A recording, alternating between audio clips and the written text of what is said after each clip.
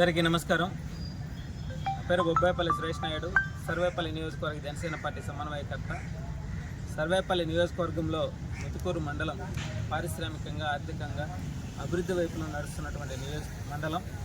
అయితే ఈ మండలంలో గత 5 ఏళ్ల వైసీపీ పాలనలో కనీసం గిరిజనుల యొక్క కాలనీలను సందర్శించడం కానీ, వాళ్ళకి కనీస వసతులు కల్పించడం కానీ, వాళ్ళకి పెన్షన్ కానీ, రేషన్ కానీ, ఆధార్ కానీ, వాళ్ళ స్థితులు గతులు కానీ అడిగి తెలుసుకున్నటువంటి పరిస్థితి లేదు. నేడు కూటమిలో భాగంగా గిరిజనుల యొక్క సమస్యలు పరిష్కరించడంలో మేము సైతం అంటూ ముందుకు వెళ్తున్నాం. అందులో భాగంగా ఏదైతే ముతుకూరు మండలంలో ముతుకూరు పంచాయతీ పరిధిలో కట్ట కింద గిరిజన కాలనీ, వాళ్ళకి సైడ్ కాలువలు లేవు.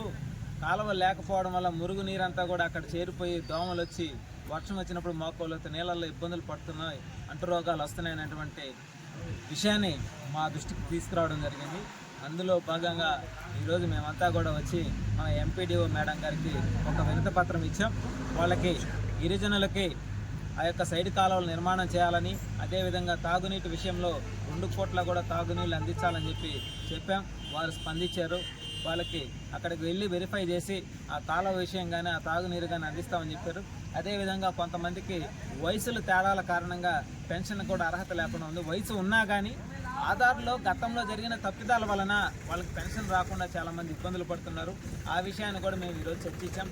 అదేవిధంగా వాళ్ళ సమస్యలను వాళ్ళు పరిష్కరించుకునే విధంగా మేమంతా కూడా వాళ్ళల్లో కూడా కొంతమందిని నాయకత్వం వహించే విధంగా ముందుకు తీసుకురావడం జరిగింది.